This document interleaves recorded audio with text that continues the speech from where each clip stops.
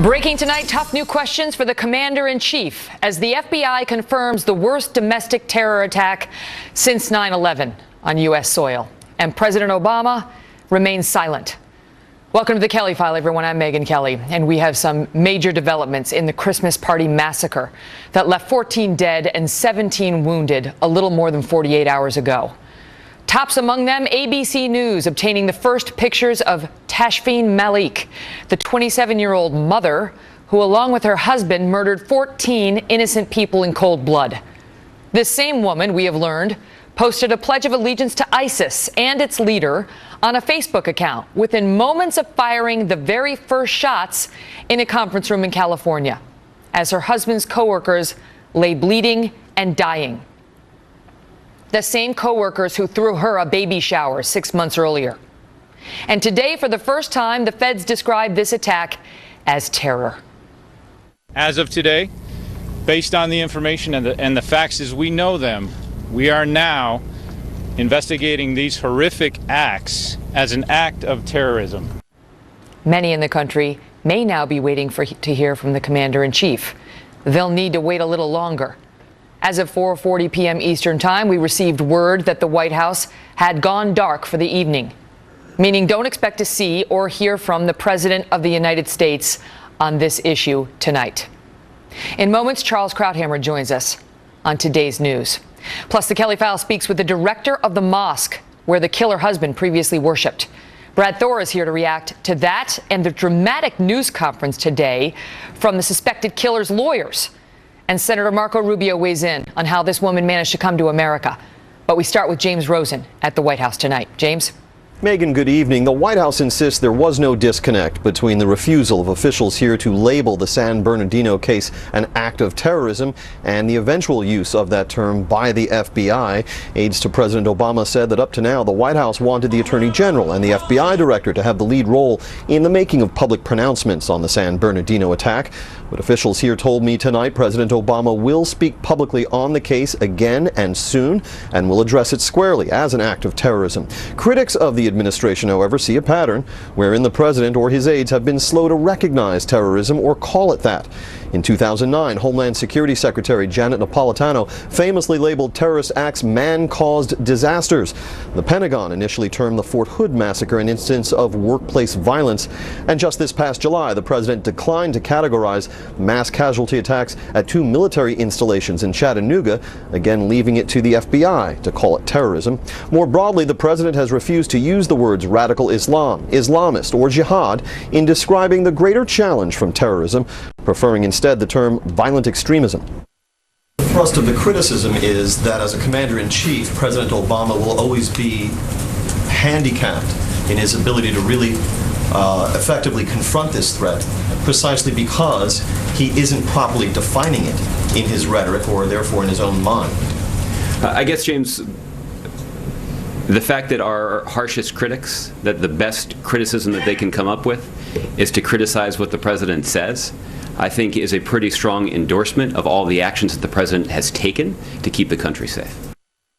Bottom line, the White House now does not dispute that the San Bernardino attack ranks as the deadliest terrorist attack on U.S. soil since September 11, 2001.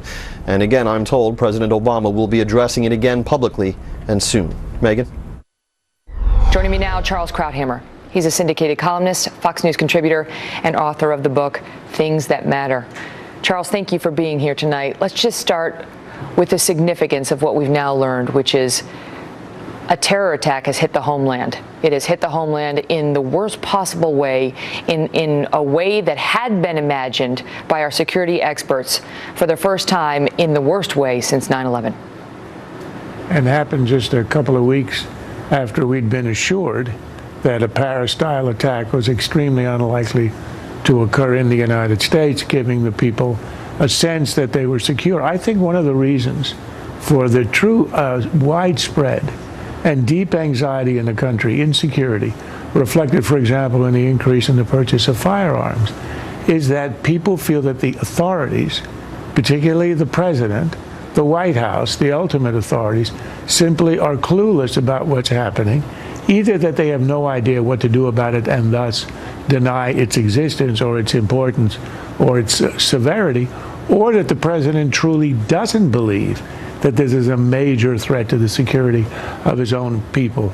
And when you feel leaderless, when you have the White House an hour before the FBI says it's terrorism, still refusing to call it terrorism, when you have the president saying that ISIS is contained, ISIS is not gaining strength, and his own head of the Joint Chiefs of Staff says in testimony a few weeks ago, ISIS is growing, it's not contained. When you have every single indication of the highest authorities in the land downplaying the threat at every turn, starting from the JV team until right now, then you have a sense that this is not an administration to whom you can entrust your safety and the safety of your children. Typically, we look to our president as commander-in-chief and, at a time like this, as comforter-in-chief. And I don't mean to say that this is the same as 9/11, but this is a terrorist attack. The FBI tells us it's so. So where is he? And why isn't he coming on camera tonight to address the nation? Well, where is he? As I just learned from your staff a minute or two ago, and I just heard you say, he's meeting with former Congressman Gifford to talk about gun control. What was his first reaction to the news of the shooting and all the circumstances which had suggested to just about everybody in the country that this is a work of radical Islam?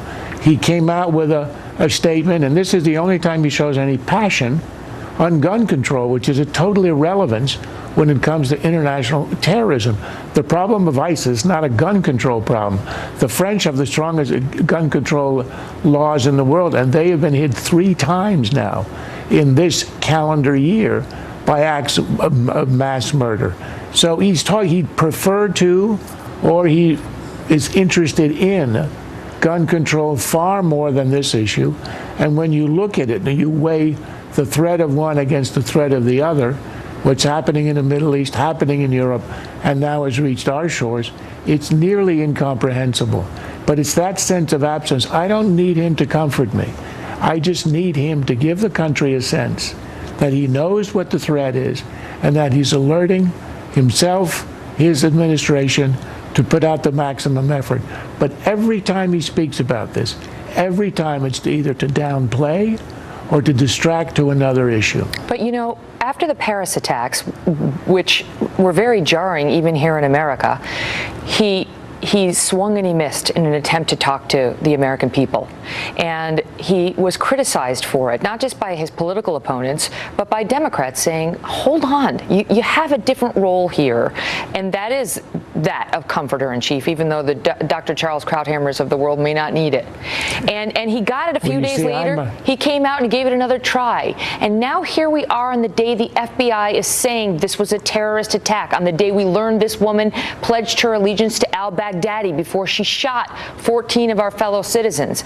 And he's missing it again. There had been some suggestions he might say something about it in his radio address this weekend, Charles. Not good enough. Well, on the consoler-in-chief thing, remember, there's a reason I left psychiatry. But on the main issue here, remember what he did at the press conference in Turkey right after the Paris attack. I mean, the dead had barely been buried.